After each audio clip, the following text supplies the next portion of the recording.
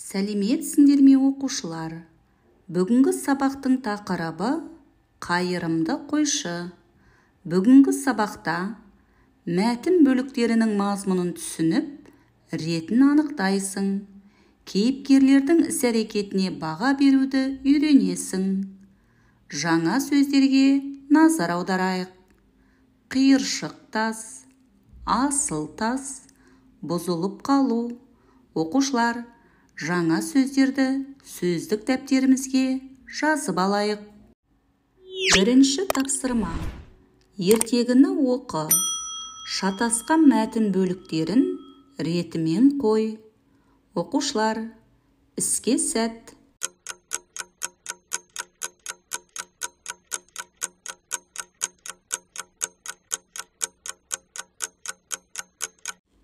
Оқушылар, шатасқан мәтін бөліктерін ретімен қалай оқыдыңдар? Бірге тексерейік. Ертеде бір қарлығаш болыпты. Ол ауылдың сыртындағы жалғыз ағашты мекендепті. Күн сайын ұясында отырып, бір қойшының әнін тыңдайды екен. Қойшы, тойып тамақ ішкім келеді, жаңа үйге көшкім келеді деп ән салады екен. Бір күні қатты дауыл тұрып, қарлығаштың ұясы бұзылып қалады. Қарлығаш баспанасыз қалып, шырылдап кетті. Оның дауысын қойлар естіп, қойшыны ертіп келеді. Қойшы бұзылған ұяны көріп, оны қайта құрастырады.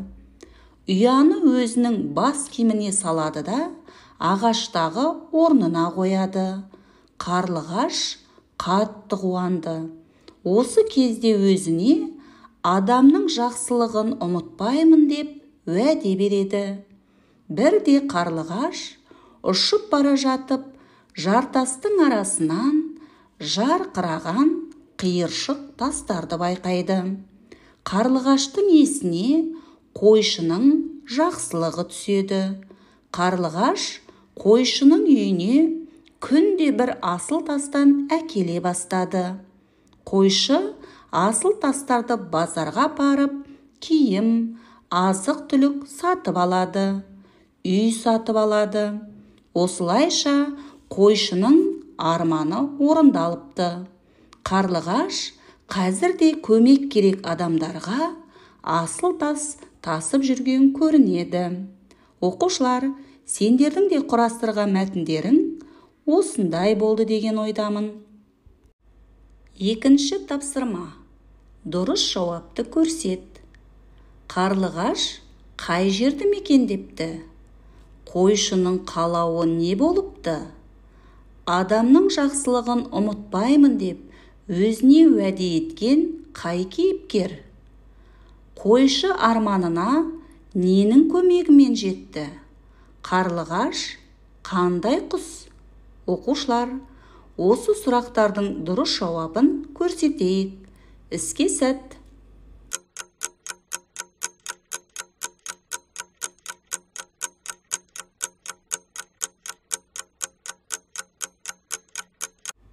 Жауаптарыңды бірге тексерейік. Қарлығаш қай жерді мекендепті? Ауылдың сыртындағы жалғыз ағашты. Қойшының қалауы не болыпты? Жаңа үйге көшкісі келді. Адамның жақсылығын ұмытпаймын деп өзіне уәде еткен қай кейіпкер? Әрине ол қарлығаш. Қойшы арманына ненің көмегімен жетті? Қойшы арманына қарлығаштың көмегімен жетті. Қарлығаш қандай құс? Мейірімді, ақылды. Оқушылар, сендердің де жауаптарың осындай болды деген ойдамын. Үшінші тапсырма. Ертегі кейіпкерлерінің жақсы қасиеттері туралы жаз. Оқушылар, ойланайық.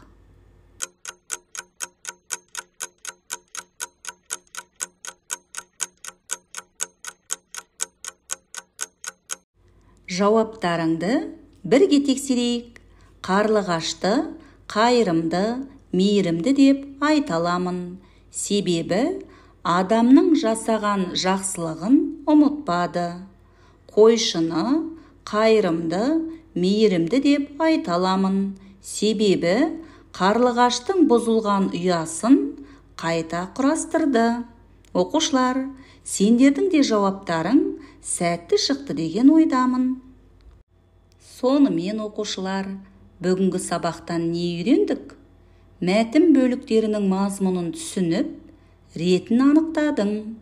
Кейіпкерлердің іс-әрекетіне баға беруді үйрендің. Енді бүгінгі сабағымызға жетістік баспалдағы арқылы кері байланыс жасайық.